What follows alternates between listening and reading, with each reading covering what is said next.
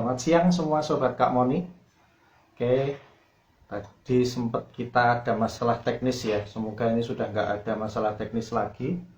Sambil kita pasang timer. Selamat siang semua. Kita akan siang ini bahas tentang peran ayah dalam menyusui. Ya, karena mungkin kadang ngapain ya bapak-bapak urusannya sama menyusui, bukannya menyusui itu urusannya wanita gitu kan. Tapi ternyata unik sekali ya ini. Iya, Mas Wawan, kita nanti akan bahas bersama Mas Wawan. Ini adalah guru, ya. Oke, menunggu. Semoga koneksinya tidak bermasalah. Atau semoga ini kadang versi Instagramnya. Wah, bisa ternyata. Ya, Selamat siang, Syekh. Halo Mas Wawan. Iya,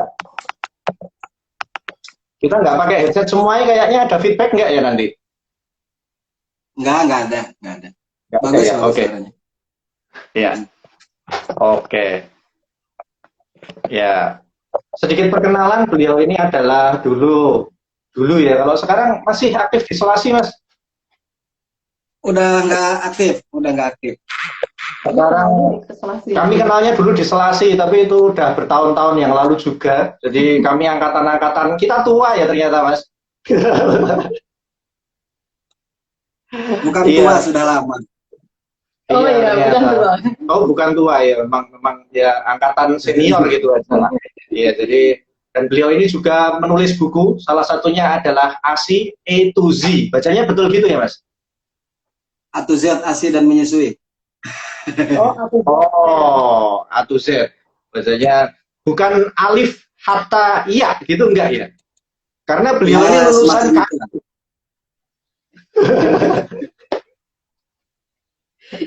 Iya. Dan ini kebetulan kita nggak pakai skrip hari ini. Jadi kalau nanti agak-agak ngaco, yang penting kawan-kawan semuanya siapkan kopi dan pertanyaan ya nanti. Tapi ini kita live-nya baru berdua aja, Mas. Yang penting nanti rekamannya bagus. Betul. Belum ada yang lewat. Oke, mungkin Nggak apa-apa. sedikit perkenalan, Mas. Mungkin dari backgroundnya Mas Wawan, kenapa kok dulu. Dan ini kan kalau kami kan anak terakhir itu udah umur 4 tahun ya sekarang.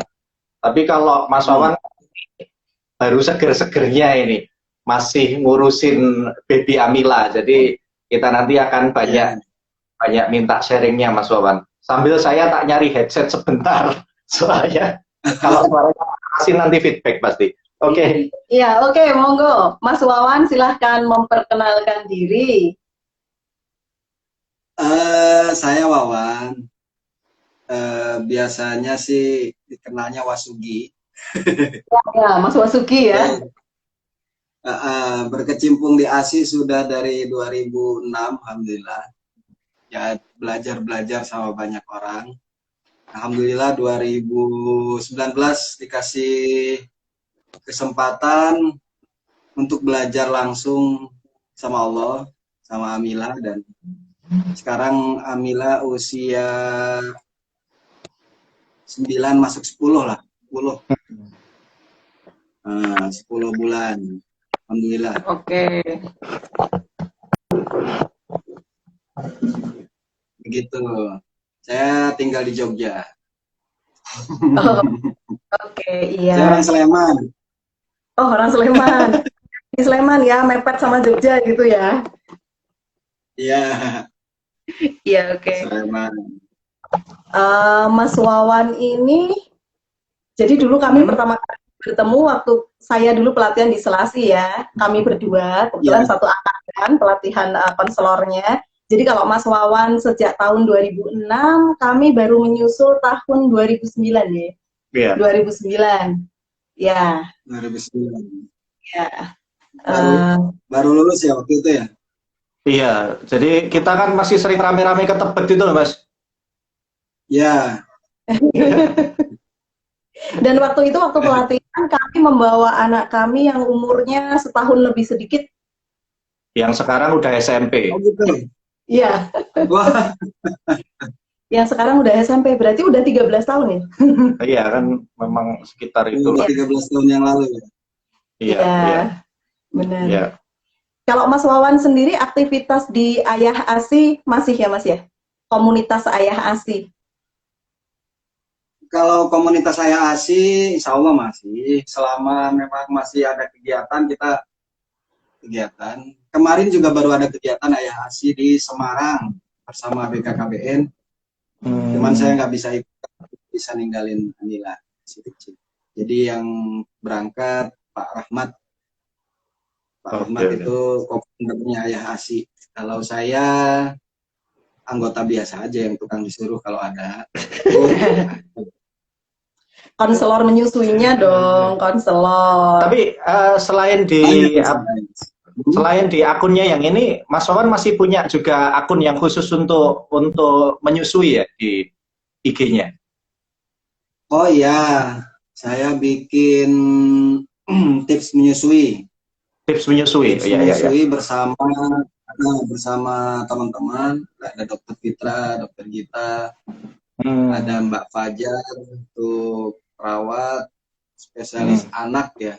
Terus ada Uti, istri saya juga sana. Terus sekarang relawannya alhamdulillah banyak. Jadi kita bikin grup WhatsApp ya.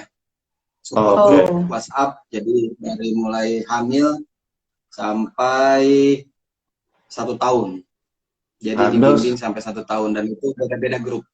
Jadi nggak satu grup. Kadang-kadang kan disatukan kalau kita nggak. Jadi ibu hamil sendiri. Ya seperti KP ibu lah. Ibu yang masih ASI eksklusif sendiri. Terus ibu yang udah MPASI sendiri. Jadi problemnya bisa dipetak. Iya, ya. Jadi di tips menyusui ya. Jadi kawan-kawan kalau ingin pengetahuan tentang menyusui ini, baik mulai dari hamil, ibu hamil, sampai nanti usia 1 tahun, dan nanti akan juga dibikinkan oleh para relawan ya istilahnya berarti ini Mas. Jadi dibikinkan grup-grup sesuai istilahnya relawan. Oke. Ya. Oke, mungkin kita mulai masuk ini Mas. Berarti ini, aduh kopinya sudah keluar. Mantap. Saya belum nyiapin Mas.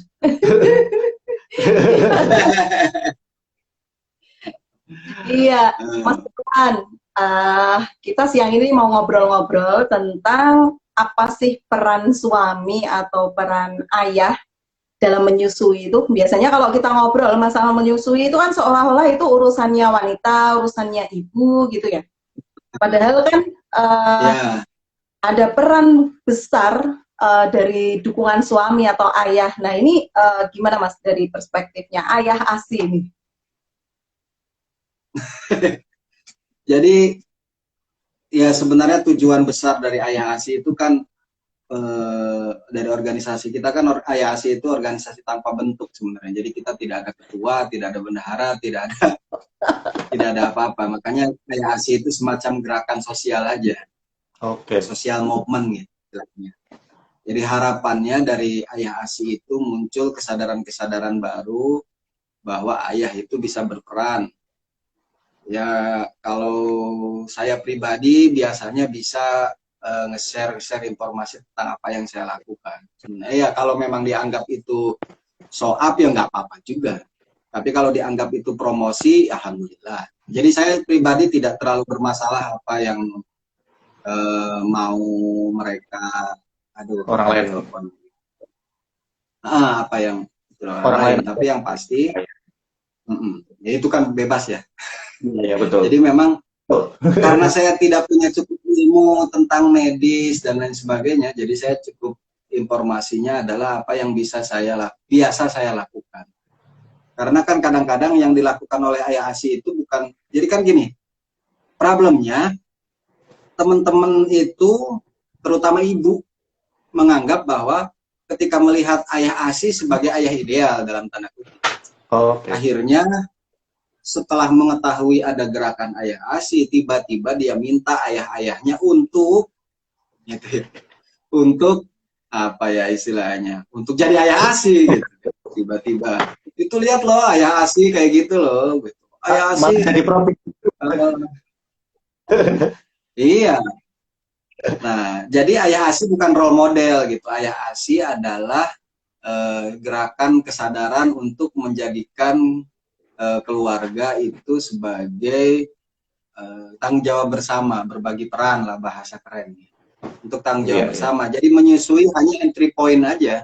Jadi menyusui itu entry point untuk sebenarnya tujuan besarnya. Semoga saya juga istiqomah karena saya belum terbukti juga kan, belum tentu nanti ternyata bagaimana kan. Semoga saya istiqomah bahwa tujuan besarnya adalah ikut dalam pengasuhan anak. Ikut dalam pengasuhan anak. Oke. Jadi memang ini hanya merupakan suatu pintu awal saja ya. Nanti untuk pengasuhan mulai dia nanti mulai jadi balita, nanti naik lagi nanti jadi SD, itu setiap ayah jadi terlibat karena dari awal sudah terlibat seperti itu ya.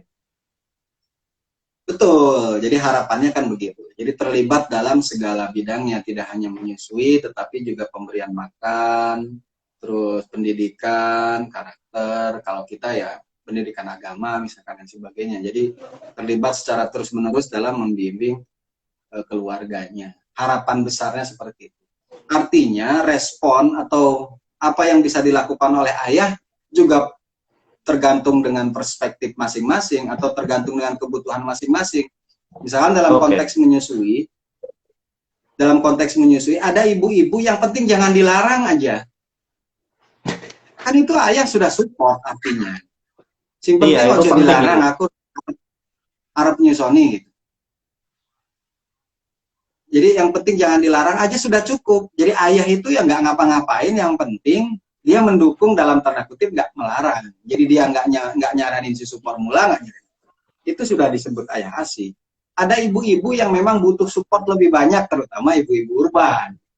Ketika kesetaraan gender makin tinggi, dianggapnya bahwa ayah harus all out dalam kegiatan rumah tangga. Yang nggak gitu juga, biasa aja. Jadi tergantung bagaimana proses keluarga itu terbentuk. Jadi bukan bagaimana orang lain melakukan. Misalnya saya nyuci piring, saya masak juga buat Amila, yang bukan role modelnya bukan saya gitu. Tapi yang lain bisa beda lagi apa yang bisa kita lakukan as father untuk mendukung mereka sesuai dengan kemampuan kita masing-masing.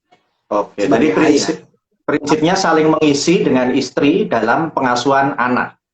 Oke. Betul. Iya, perspektif yang menarik ini Mas Wawan, karena akhirnya tadi loh, ada yang akhirnya istrinya menuntut suaminya untuk jadi seperti saya atau seperti Mas Wawan.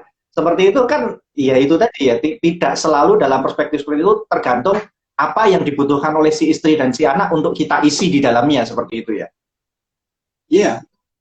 Ya makanya tadi saya beberapa kali bilang bahwa di dalam beberapa pertemuan juga saya selalu bilang bahwa ayah ASI itu bukan role model atau ayah ASI itu bukan ayah ideal menurut saya, biasa aja. Jadi kita semua melakukan sesuai dengan apa yang kita mampu.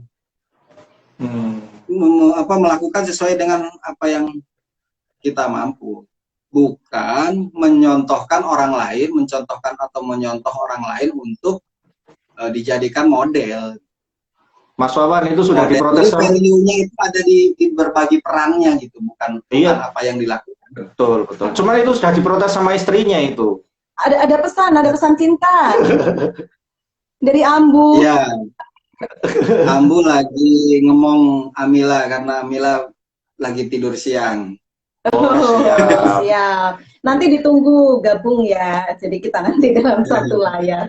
Oke. Nah, kalau masalah peran ini nanti akhirnya sebenarnya apa itu? Jadi sangat tergantung dengan kebutuhan si istri dan juga dengan apa yang bisa dilakukan suami. Itu bagaimana cara kita bisa tahu, Mas? Berarti harus ada komunikasi, berarti ya kuncinya tetap. Iya. Komunikasi. Makanya kalau melihat ada value rumah tangga, ini kan menurut saya ya, belum tentu benar juga. Saya maksudnya kalau menurut saya, kita membangun komunikasi itu kan dari sebelum hamil. Jadi saya mau melakukan ini, saya mau begini, saya mau begini. Itu kan kita biasanya mulai dari hamil, sudah ngobrol bahwa saya punya rencana seperti ini. Artinya ayah juga mulai diajak untuk mengetahui kenapa sih saya memutuskan untuk menyusui, agar dia tidak protes. Jangan tiba-tiba ketika sudah menyusui atau sudah lahir tiba-tiba minta ayahnya untuk menjadi ayah ASI. Itu juga nggak apa-apa, lebih baik terlambat daripada tidak sama sekali. Tapi ada beberapa ayah yang justru tersinggung gara-gara itu. Ya sebenarnya di proses komunikasinya aja. Jadi bagaimana mengkomunikasikan antara suami, istri, bahwa apa yang bisa dilakukan oleh suami, apa yang akan dilakukan oleh istri, yang ngobrol aja biasa. Oke, jadi ini pesan yang menarik. Kita partner kan, kadang-kadang Iya, kan iya. Suami istri itu hubungannya tidak semuanya partnership soalnya. Ada yang Iya, itu yang perlu diperbaiki, bahwa hubungan suami istri adalah hubungan partnership. Kalau kita memang kalau muslim misalkan partnership untuk mencapai surga misalkan seperti itu, Iya, iya. ya nggak apa-apa. Ada visi. Visinya kan tergantung. Jadi ada pesan yang menarik ini buat para ibu-ibu ya, buat para istri ya. Jadi suami, ayah itu bukan dukun dan paranormal. Kalau pengen sesuatu ngobrol ya, pengen sesuatu katakan. Betul seperti itu ya Mas Wawan? Pakai telepati, Cik. Iya, iya. Nggak boleh pakai telepati ya. Nggak boleh pakai telepati. Ngomong. Oke. Iya, iya. Oke, Mas Wawan. Kalau Mas Wawan nih yang sudah lama berkecimpung di Ayah ASI gitu kan ya, bagaimana memberikan input atau memberikan masukan kepada calon ayah mungkin yang bergabung di komunitas ASI, sebetulnya apa saja yang bisa dipersiapkan seorang laki-laki calon ayah untuk dalam rangka melakukan pengasuhan bersama. Jadi apa yang bisa dilakukan? Jadi ketika istrinya hamil itu sebenarnya apa yang sebaiknya mereka lakukan? Sebenarnya adalah ketika mulai bikin itu kan kita sudah merencanakan. Dari mulai bikin kan kita sudah merencanakan. Artinya kita konsisten. Kita konsisten dengan apa yang langkah berikutnya. Jadi kan bikin itu kan langkah pertama misalnya, atau menikah itu langkah pertama. Bikin, kemudian kalau Allah ijabah saat itu juga jadi, ya berarti langsung jadi. Nah langkah berikutnya adalah hamil. Nah ketika hamil itulah kita harus mengetahui apa yang dibutuhkan oleh istri, dan komunikasi saja. Kebetulan istri saya memang, dan saya pribadi tidak termasuk orang yang tidak terlalu percaya kepada kepada misalnya ngidam dan sebagainya. Alhamdulillah istri saya akhirnya nggak ngidam. Ya pengen aja biasa, tapi nggak ngidam. Terus itu juga kan perlu komunikasi sebenarnya, karena kan psikis sekali. Ya, jadi ngobrol aja bahwa salah kita gini-gini. Ada juga istri yang tersinggung karena nggak boleh ngidam, makanya diobrolkan aja, tergantung. Nah, intinya sih sebenarnya tergantung kita, tapi diobrolkan. Terus cari informasi tentang kehamilan kalau saat hamil, dan tentang menyusui agar nanti tidak kaget. Yang kaget itu kan ketika lahir terus bayinya harus diapake gitu. Bahkan hal sepele menggendong saja, tidak semua laki-laki berani menggendong bayinya, takut. Ya. Gitu. Padahal dokter objin aja ngangkat kakinya bolak-balik nggak apa-apa bayinya gitu. Artinya kan bayi kuat sebenarnya. Sampai dibalikin kepalanya di atas, di bawah kan gitu. Itu kan artinya kuat gitu. Dan ditarik itu kan kepalanya ditarik berarti kuat dong udah gitu. Nah, kadang-kadang kita khawatir. Jelas kalau jatuh ya makanya agar tidak panik ketika bisa gendong, ya belajar menggendong lah setidaknya. Jadi prinsip utama adalah mengilmui sehingga kita tidak kaget-kaget itu tadi ya, dan kita jadi tahu bisa berperan di mana ya. Iya. Betul. Ya, jadi biar bisa berperan. Kalau kita tidak tergambar, kita tidak akan bisa berperan. Nah, teman-teman ayah ASI itu hanya mengilustrasikan kejadian-kejadian yang akan dihadapi. Bukan itu yang harus dilakukan. Jadi apa yang biasa dilakukan teman-teman ayah ASI itu adalah gambaran ketika punya anak bagaimana paniknya, agar kita tidak panik. Berarti jangan seperti itu. Iya. Ilustrasinya kan gitu. Iya. Jadi misalnya ketika lahir anak tidak mau nyusu atau ASI belum keluar dua hari belum keluar juga, itu kan panik. Nah, kita kasih ilustrasi ketika panik itu ternyata, wow panik, ternyata tidak harus panik. Nah, kita kan udah tahu, oh berarti memang akan ada kejadian seperti itu, kita harus prepare. Iya, iya, iya. Jadi errornya biar di komunitas saja ya. Kita ilmui Jadi bersama. yang panik udah mereka aja. Jadi Iya, kita nggak iya. usah panik lagi. Kan ada istilah jangan terperosok dalam lubang 2 kali, kan bahasanya gitu. Tapi itu biasa. Kalau Mas Darmo sudah kepelosok, ya saya jangan kepelosok. Jangan terperosok ke dalam lubang 2 kali. Biarkan yang terperosok Iya. temenmu aja, gitu ya. Iya, kan sudah ada contoh-contoh itu, gitu. Misalkan kalau payudara bengkak, bagaimana mengatasinya? Biar nggak bengkak gimana? Biar Oke. nggak lecet bagaimana? Meskipun sangat sulit ya, tapi alhamdulillah Uti tidak sampai lecet, tidak sampai bengkak, alhamdulillah. Iya, iya, iya. Iya. Tapi andainya pun itu dialami, kita sudah tahu dari ayah ASI yang lain bahwa peristiwa seperti itu ada dan bisa diatasi gitu ya. Diatasi. Iya, iya, iya. Dan bisa diatasi. Maka teman-teman ngasih ilustrasi itu. Oke, oke, oke. Iya. Kalau misalnya sekitaran, jadi kan udah belajar duluan nih, calon ayah ini sudah belajar bareng komunitas ayah ASI. Kemudian kalau dari pengalaman, apa sih yang paling sering masih muncul atau masih memberikan kejutan kepada para ayah ASI ini ketika akhirnya mereka harus berhadapan dengan dunia nyata ketika menghadapi si bayi sudah lahir, istri mau menyusui, itu paling sering apa tuh Mas Wawan tuh? Yang paling sering ya berat badan. Ah? Berat badan bayi kan. Oh, enggak, ini berat badan yang mana dulu gitu kan, jadi bingung semua. Berat badan bayi. Oh, iya, oke. Iya. Karena Mas Darmo sekarang lebih berbeda daripada dulu 13 tahun yang lalu kan. Dulu ketika masih rental fokus. Iya. Masih ingat juga ya, Mas. Oh, iya. Masih ingat. Nah, kalau urusan presentasi, urusan itu kan kita selalu jadi ikut-ikutan ngurusin teknis. Nah, iya. Ngurus Jadi biasanya kan berat badan. Berat badan. Iya. Berat nggak naik itu ya yang sering menjadi kepanikan dari ayah itu atau hal yang lain, Mas? Iya, yang saya alami pribadi ya. Amila itu kan kecil, lahir cuma 27, terus turun bisa sampai ke 26. Sampai sekarang pun berat. Bahkan saya berkali-kali memastikan bahwa berat badan anaknya sebenarnya nggak apa-apa, sehingga saya sering ngobrol. Saya juga panik dalam tanda kutip. Panik dalam arti khawatir ya. Apa saya harus ngasih susu formula sebagai intervensi? Karena kan jangan sampai kita terlalu ngasih dalam tanda kutip ketika mulai ada kebutuhan besar atau kebutuhan yang memang kan sebagai intervensi nggak apa-apa memberi susu formula. Jadi kita itu teman-teman ASI tidak anti susu formula. Jadi ketika memang dibutuhkan susu formula sebagai intervensi ya nggak apa-apa. Yang kadang-kadang alternatif dijadikan utama, kan itu yang salah. Iya. Noted.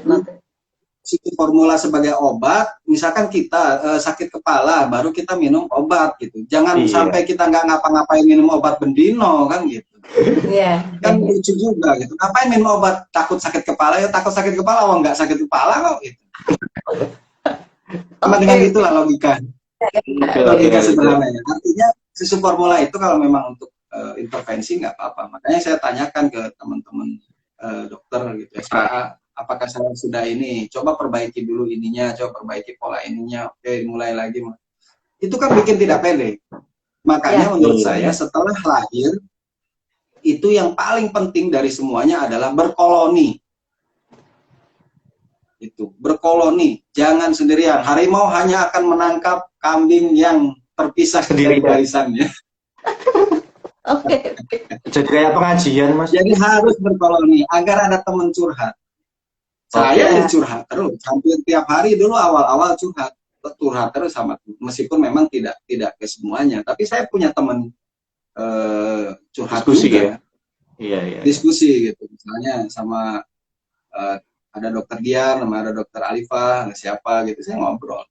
ngobrol gimana ya, gimana ini udah bisa ini, gimana ya, apa masih perlu ini gitu. Kuning misalkan dulu. Jadi nggak sekedar tumbuhnya, tapi nanti perkembangannya juga dipantau. Kalau memang ada intervensi diperlukan, intervensi masuk, harus seperti itu ya. Betul. Iya, iya, iya, iya. Oke.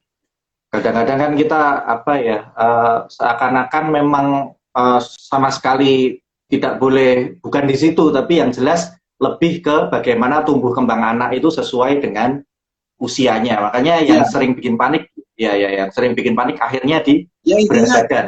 Ya intinya ASI itu kan, ASI itu bukan agama gitu. Makanan. Biasa aja. ASI itu bukan agama. ASI itu bukan agama gitu.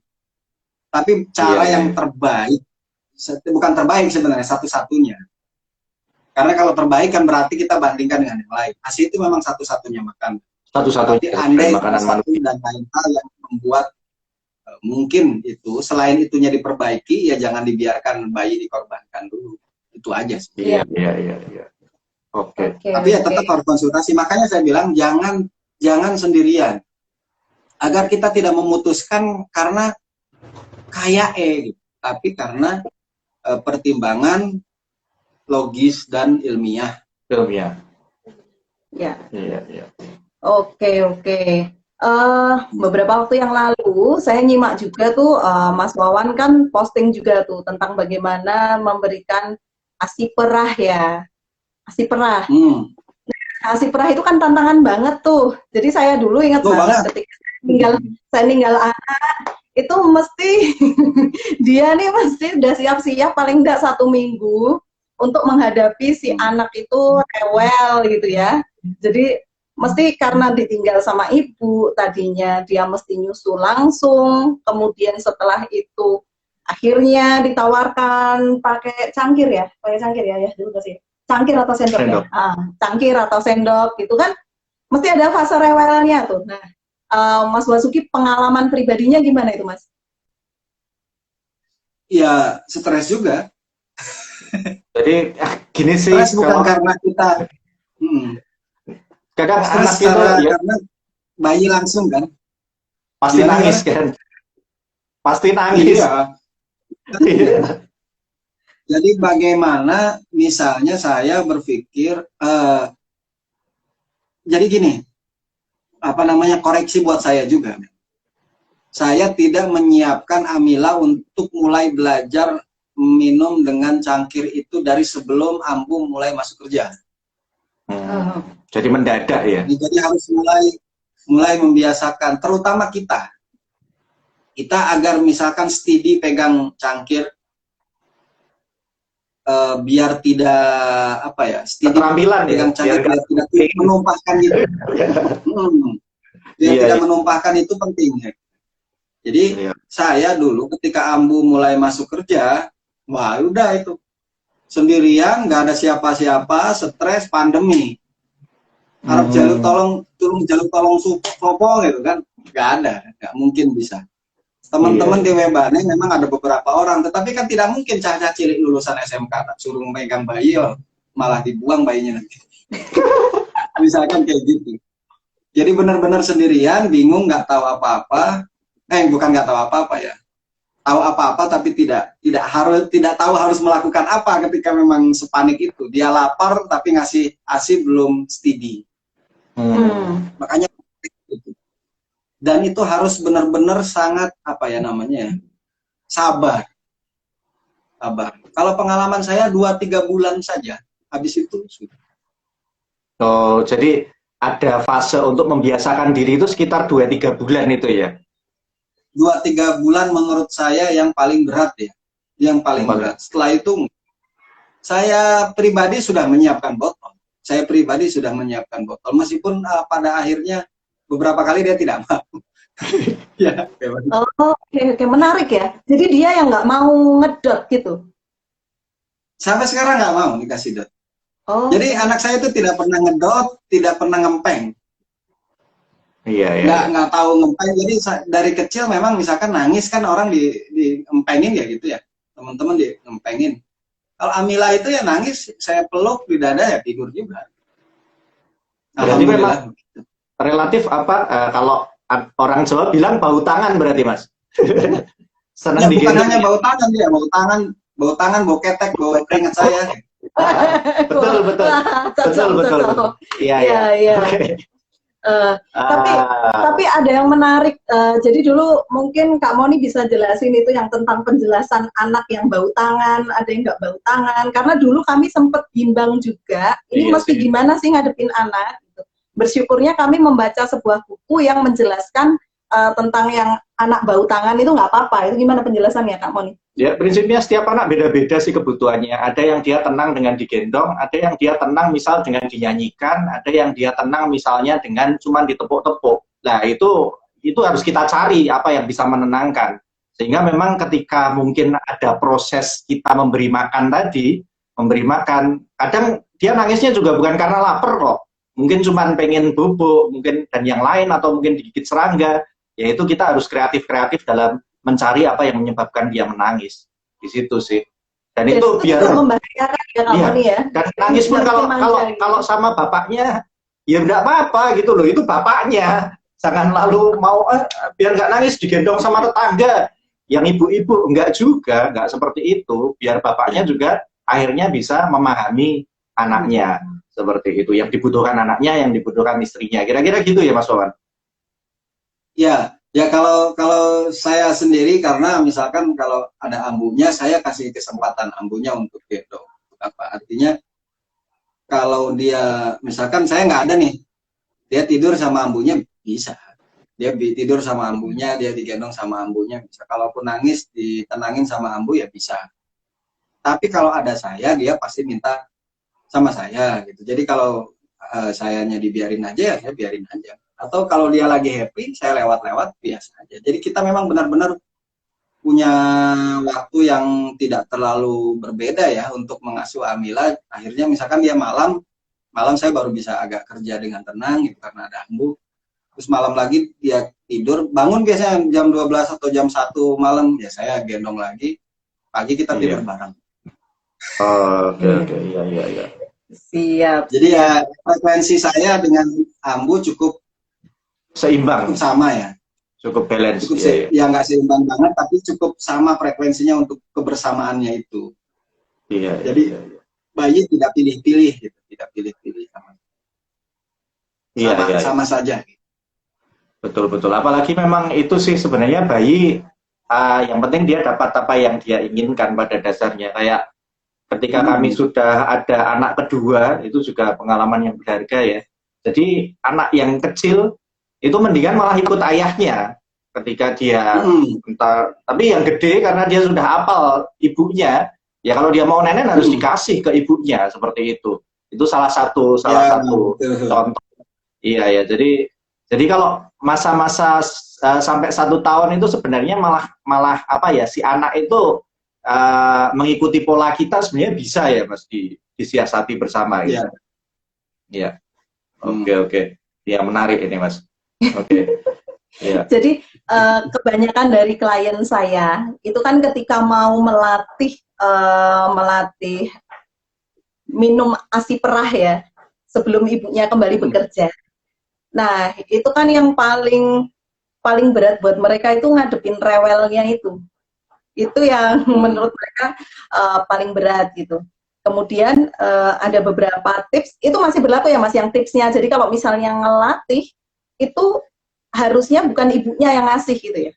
Karena ada beberapa klien itu yang kan bayinya kayak marah gitu. Habis itu dinenenin langsung sama ibunya nolak gitu. Ternyata setelah saya telusur, saya tanyai lagi, oh memang yang ngasih ASI perahnya saya Dok gitu kan. Ayahnya juga nggak ada gitu. Padahal besok mau ditinggal pergi kan gitu. Ya kalau saya pribadi saya ngasih ASI perah. Kalau ada ibunya memang nggak ngasih ASI perah. Maksud saya harus beberapa kali diberi kesempatan untuk latihan memberi ASI perah itu, misalnya lagi siang kita kasih ASI perah sebelum benar-benar terpisah ditinggal dari ibunya. Sebelum terpisah, sehingga kita bisa membiasakan dan tahu polanya. Oh begini, polanya oh begini. Yeah. Kalau saya lebih suka pakai cup feeder ya nggak tahu ya. Kalau saya lebih suka menuangkan ASI berkali-kali daripada pakai cup yang gede. Jelas. Sebenarnya Iya, ada iya. cara lain, cuman kan itu bermerek ya. Jadi karena bermerek, jadi ya silahkan dicari sendiri lah. Namanya Betul. soft cup kan gitu. Nah itu Iya. silahkan lah. Nah itu Saya, semacam kayak, jadi dia tinggal dipencet aja keluar ASI-nya itu lah. iya, iya. Ah. Keluar Kayak di sendok. cangkir. Iya, iya. Ah, ah. Ah, di luar sendoknya. Itu juga Iya. bisa seperti itu. Mm-mm. Tapi kalau saya masih cup feeder. Masih cup ya. Iya sih, Ya, beda. cup feeder ya sama itu gantian. Sampai sekarang saya masih cup feeder kecil itu. Cup feeder Oh. kecil itu. Jadi kecuali kalau saya lagi minum, karena dia kan udah gede ya, udah 10 bulan. Jadi kalau saya minum ya, saya minum pakai apa, cangkir segede apapun dia udah Ngikut bisa. kan? Ikut. Sudah ngikut. Iya. Iya. Ikut aja. Dan itu udah lebih Yang gampang ikut. Kalau kalau saya udah pakai cangkir, cangkir gede mau yang 1 liter pun dia udah bisa, asalkan kita pegangnya steady. Iya. Biar Tapi nggak tumpah hati-hati. gitu. Kalau nggak Itu kan jadi mandi dia. Iya, tapi itu kopinya loh, Mas. Hati-hati loh. Isinya kopi yang itu. Enggak. Kopi hanya ada di atas. Oke. Ya, jauhkan dari jangkauan anak. Kopi soalnya isinya. Iya. Iya, iya. Iya. Jadi intinya kalau melatih untuk memberikan ASI perah di awal, itu sebaiknya dalam kondisi yang kalau misalnya kita butuh bantuan itu masih ready ya. Ya, Jadi misalnya sebelum ibunya kita benar-benar butuh bantuan. jadi pas masih ada di akhir cuti, mungkin kalau pas ngasih ASI, ibunya sambil ke pasar, kasih ASI perah, tapi kalau misalnya kondisi dalam tanda petik kurang terkendali gitu, bantuan si ibu masih ada gitu ya. Jadi nggak panik-panik Ya amat. disimulasikan lah. Disimulasikan kondisi sebenarnya lah dalam tanda kutip. Biar nggak terlalu kaget. Ya, sambil melatih percaya dirinya bapaknya kan, dan ataupun yang pengasuh Iya. yang lain. Iya. Betul. Ya kita juga kan harus pede banget itu. Saya Iya. merasakan sekali. Jadi kalau seandainya ada beberapa yang tetap ngasih botol, nggak apa-apa juga daripada ini. Betul. Susah soalnya, susah. Tapi Iya, memang iya. harus dilatih. Kalau nggak dilatih ya nanti efeknya panjang soalnya ceritanya. Kalau udah dot itu kan Agak tapi ada juga ceritanya, masih bisa sih, tapi lebih berat memang. Jadi ada beberapa yang Nah, ini akhirnya yang kemarin ketemu. kena case bingung puting ya. Iya. Jadi kalau ada yang case bingung puting tuh yang Tapi jadi ada masalah, tipsnya ini jadi. masalahnya adalah nanti sulit untuk kembali ke ibunya. Iya. Cuman kemarin Ada saya yang menarik, memang Mas. Ada ada yang menarik klien ketika yang menarik, kemarin saya ketemu sama klien. Jadi klien itu kan udah biasa dia pumping, kemudian diberikan pakai botol gitu. Karena dia udah biasa pakai botol, dia kesulitan ketika minta dari ibu. Nah, ternyata ada kejadian di suatu malam ketika dia baru pumping, babynya bangun, terus kan awalnya dikasih dot. Tapi ternyata ketika produksi ASI-nya, jadi payudara Langsung ibu keluar, itu sudah kan siap. sudah dipumping ya. Dipumping awal itu kan fasenya fase Rangsangan. merangsang untuk pengeluaran ASI. Nah, kemudian setelah itu kan dia sudah fase yang mengeluarkan ASI secara lancar. Ternyata anaknya ketika ASI-nya udah keluar lancar, itu diberikan ke payudara ibu, mau langsung. Jadi kemarin untuk sementara waktu kami pelajari bersama kemungkinan dia nggak bisa merangsang refleksnya itu ternyata si bayi. Jadi dia nggak dapat putus asa sehingga karena nangis, biasa dari gitu, dot, sehingga nangis. nolak, gitu. Ya, tapi ternyata kalau dirangsang pakai kopi dulu, dikasihkan ke payudara, masih mau, Mas. Kasus baru menarik. Ya, sebenarnya kan seperti teorinya Mas Darmo itu ya. Jadi apa ya? Kalau bayi nangis berarti dia tidak mendapatkan apa yang dia mau, kan itu aja sih. Iya. Teori sederhananya kan begitu. Kalau misalnya dia mau menyusu, kenapa pakai botol itu sebaiknya sangat dihindari sekali? Karena botol itu kan enak ya, instan ya, frut gampang gitu. Nah ketika menyusu dengan harus butuh tenaga yang ekstra, itu yang bikin bayi tidak suka sebenarnya kan itu. Nggak sukanya karena biasanya gampang jadi susah. Nah, ini ada pertanyaan ini, usianya berapa bulan Mbak Nuri? Oh, untuk yang klienku itu usianya 1,5 bulan. 1,5 bulan. Masih kecil, masih segede bakti. Ya, masih kecil, sebenarnya masih kecil. Ya terlalu awal pakai dot juga sih memang. Tapi ternyata itu tadi, kalau dia sudah dapat yang bancar, itu dia tetap ke payudara masih mau ternyata. Ya mungkin kalau ketemu kasus yang sama, mungkin ini salah satu jeglongan atau lubang yang mungkin bisa kita kita hindari Perbaiki ya. bersama ya. Itu soalnya memang kembali ke tadi sih, ketika ngelatih, misalnya pakai sendok, anaknya kayak nggak sadar, pakai cup feeder, karena memang belum familiar ya, jadi lebih familiar memberikan pakai dot. Jadi pakai dot kan lebih gampang, lebih nyaman. Cuman akhirnya klien itu datang ke saya ketika dia kebingungan, hampir 2 hari anaknya tuh benar-benar nggak mau nenen gitu. Kok ini anak saya beneran nggak mau dok, nih gimana gitu. Dan waktu itu ya kita pelajari bareng-bareng, yuk dikembalikan lagi, dan ternyata mau, tapi itu tadi. Jadi ketika kondisinya memang sudah lancar. Iya. Karena memang maksudnya begini, tidak semuanya meskipun sudah lancar itu juga mungkin karena itu cepat diintervensi ya. Cepat diintervensi sehingga bingung putingnya belum parah. Nah, kalau sudah bingung puting parah, setahu saya karena misalkan umur 3 bulan, 4 bulan sudah lancar semua gitu sebenarnya, produksi ASI dan aliran ASI. Tapi bayinya tetap memilih untuk dot karena ya sudah sangat terbiasa dengan dot. Jadi dia sudah menikmati ngedot, itu akan sangat sulit untuk kembali ke payudara. Mungkin itu yang disebut bingung puting ya. Iya. Jadi karena sudah sangat menikmati dot, jadi akhirnya tidak mau. Sehingga memang akan lebih baik diusahakan seoptimal mungkin untuk menghindari dot.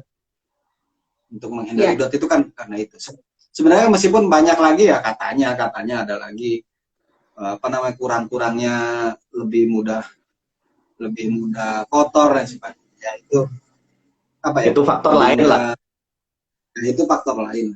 Tapi yang pasti kalau bisa full dengan cangkir sendok itu lebih baik. Betul. Iya. Dan ternyata memang lebih mudah sih. Bener ya, dulu pengalaman anak-anak saya kalau sudah biasanya dulu sih latihan itu sekitar 1-2 minggu ya. Mereka rewelnya itu. Saya nggak inget sih, soalnya udah kadang nggak fokusnya pokoknya anaknya diem gitu aja udah senang. Jadi ya kadang-kadang putus yang makanya bener sih, kalau dulu kan kita mungkin waktu itu nggak banyak kawan-kawan untuk berkoloni ya Mas, jadi rasanya kadang-kadang putus asa, rasanya kadang apa. Kalau sekarang kan sebenarnya sudah difasilitasi bahwa ada gerakan masyarakat semacam ayah ASI seperti itu, rasanya memang iya rasanya sudah cukup. Bagaimana caranya sejak awal kita mencari informasi dan berkoloni tadi pesannya ya. Ya, kenapa harus berkoloni itu ya karena itu. Setidaknya karena kan misalkan dulu saya kan konselor, ya maksudnya saya konselor menyusui juga. Kalau saya ngasih ASI perah dengan durasi misalkan 2-3 menit saja itu gampang. Tetapi memberi ASI 100 cc dengan cangkir itu tidak gampang. Ya kita kan cuman demo sebentar aja ya Mas, kalau jadi konselor cuman nunjukin ngajarin bapaknya gitu, kayaknya gampang. Betul. Jadi itu sehingga memang alangkah lebih baiknya memang yang disupport itu bukan hanya ketika saat itu. Makanya harus benar-benar dia bisa mempraktekkan dalam kondisi yang sebenarnya sebelum kita atau sebelum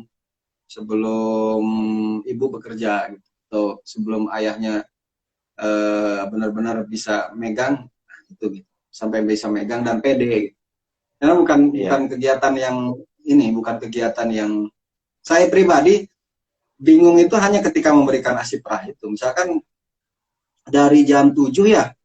Dari jam 7 istri berangkat sampai setidaknya jam 2:30 atau jam 3, itu berarti sekitar 8 jam ya.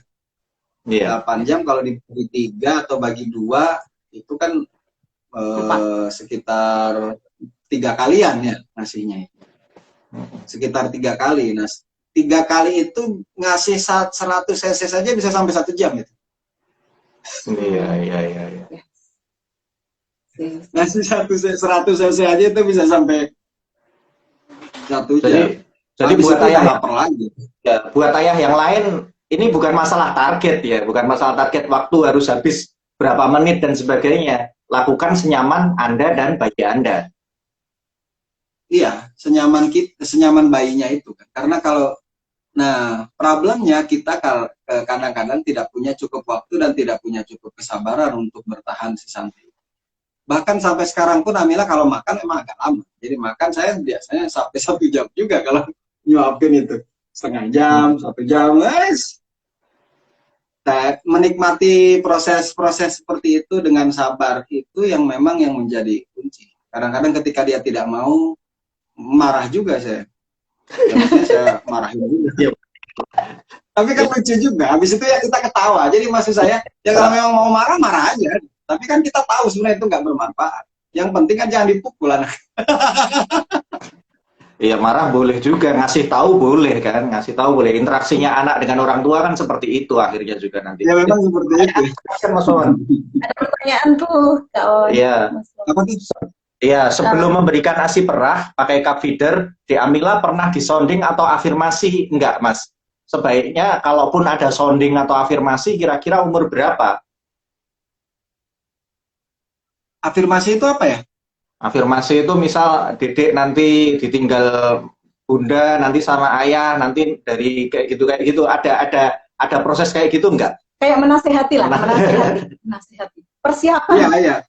Dek, persiapan ya, kita mau ditinggal sama Ambu ini besok, kita menikmati hari berdua, kamu minumnya sama Abah gitu. Kan mungkin ada yang tips seperti itu, tapi yang seperti itu dilakukan nggak sama Mas Wawan? Saya enggak. Enggak dengan Saya afirmasi ketawa. seperti itu. Ya, maksudnya saya beberapa hal saya obrolkan memang. Misalkan ketika dia tidak mau. Misalkan Ambu sudah berangkat.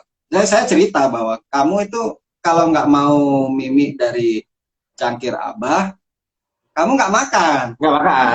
Iya. Misalkan seperti itu. Jadi Logis kalau saja, memang ya. lapar, kamu mau nggak mau ya harus belajar mimi sama Abah. Kita belajar bareng, misalkan kayak gitu. Tapi saya tidak bilang dari awal bahwa misalnya nanti kamu akan ditinggal. Enggak. Makanya sampai sekarang Amila itu kalau Ambunya pergi berangkat, ya dia biasa aja berangkat aja. Oke. Jadi Iya. Ambu berangkat aja karena bagi dia Ambunya berangkat nanti juga balik lagi. Iya, Terus iya. ada saya juga. Oke. Iya. Saya belum pernah afirmasi seperti itu. Ya cuman maksudnya ngobrol sama Amila ketika susah ya kayak gitu. Iya. Bahasanya lebih lembut lagi lah dikit. Jadi kondisi apa adanya itu kita sampaikan ke si anak ya. Iya, Iya. gitu. Jadi misalkan sekarang lagi nggak mau makan, ya saya ngobrolkan seperti itu. Kamu itu tugasnya cuma makan. Iya, tugasku tetap Tugas ngasih, kamu pokoknya tak setidaknya ngasih. makan kalau minyak. Iya, istilahnya. Iya. Oke. Ya, tapi memang saya sering obrolkan karena saya juga kadang bingung. Misalnya Amila ini responsif terhadap segala hal. Misalkan saya bilang jangan ke sana, nanti sakit. Duduk di sana aja. Itu berbeda ketika makan, ayo makan, nggak mau. Tetap nggak mau gitu kan ke makan. Tapi yang lain yang nurut. Nah itu kadang-kadang saya ngomongin sama Amila, kenapa kamu nurut sama semua obrolan Abah yang lain, tapi ketika makan nggak nurut. Ya itulah dinamika gitu. Jadi kita punya triknya sendiri-sendiri. Kali belum lapar, Mas. Apa? Belum lapar suruh makan, ngapain Bi gitu, ngapain Bah gitu. Nah itu dia, kadang-kadang saya juga mikir bahwa Amila ini jangan-jangan kayak saya. Saya ini termasuk orang yang bisa tidak makan 1 hari gitu. Tapi ketika sekali makan saya bisa makan banyak. Saya bisa makan banyak. Kalau dulu saya ketemu sama teman-teman gizi, itu katanya ini karakter ular katanya. Gizi. Enggak lah. Cuman kan banyak kan bisa kita. Iya juga. Nanti kan dia akhirnya juga terrewel. Iya. Cuma ini lucunya kayak gini nih. Lucunya misalnya saya ini kan sering nyanyiin lagu Tombo Ati. Jangan-jangan gara-gara itu. Jadi dia ke afirmasi ya bahasanya tadi. Bisa jadi sih. Iya kan dalam Tombo Ati itu salah satu dari 5 perkaranya itu harus lapar kan. Iya. Potong sira ingkang luwe ya. Potong sira ingkang luwe kan gitu. Jangan-jangan gara-gara ini gitu. Jadi dia memang menahan lapar. Tapi Bisa. kemarin diajak Padahal puasa, suruh puasa. kemarin diajak Gimana? puasa, kemarin udah mulai diajak puasa. Oh enggak, enggak. Oke Mas, Tapi ini dia kita lebih masih exciting makan kalau bersama biasanya. oke bersama ya. Tapi kalau pas pandemi gini juga agak susah ya. Kalau dulu kan mungkin kita bisa bareng-bareng orang tua lain, bareng anak-anak lain seperti Iya. itu kan. Iya, memang Lebih memang seru. lebih seru mereka makan ya. Kita bisa ke pinggir rel kereta atau kemana kan kadang-kadang seperti itu kegiatan. Oke Mas, ini kita masih punya sekitar 5 menit daripada nanti keputus. Ya mungkin kita wrap up tadi apa yang kira-kira dari awal tadi tentang ayah ASI, yang mana sebenarnya itu kadang dipandang sebagai satu ideal buat para ibu-ibu dan jadi malah tuntutan buat bapak-bapak. Dan itu malah tidak produktif seperti itu. Dan juga tentang tadi apa? Tentang berkoloni tadi mungkin Mas perlu di wrap up lagi. Silakan Mas. Ya sebenarnya kalau boleh saya cerita bahwa ya tadi itu bahwa ayah ASI itu bukan role model, bahwa ayah ASI itu adalah gambaran sebuah kondisi tertentu di mana kita bisa mempelajarinya dari mereka. Mempelajari bahwa yang diharapkan dipelajari dari mereka adalah semangatnya, value-nya, bukan apa yang mereka lakukannya. Kita bisa melakukan mungkin lebih banyak atau mungkin lebih sedikit dari mereka, tapi kita tetap mengambil value yang sama. Karena kondisi antar keluarga itu kan berbeda. Ada istri yang cukup disupport dengan ya saya pokoknya apa yang kamu lakukan saya setuju aja dan benar-benar setuju gitu, itu udah cukup. Ada yang memang benar-benar yang disebut bagi peran itu adalah ketika istrinya nyuci piring maka dia harus cuci popok misalkan kayak gitu. Ada juga yang seperti itu. Ya itu tergantung komunikasi antar keluarga, antar suami sama istri. Jadi jangan menjadikan keluarga orang lain sebagai role model yang harus kita tiru 100%. Itu aja sih sebenarnya. Terus yang kedua adalah kita wajib banget untuk berkoloni ya. Kalau ibu-ibu silakan berkoloni dengan siapa, ada asosiasi ibu menyusui, ada game misalkan yang di tips menyusui, ada banyak lah. Yang penting jangan sendirian berjalan karena harimau hanya akan menerkam kambing yang jalannya sendirian. Iya, ini jadi pengajian lagi Mas.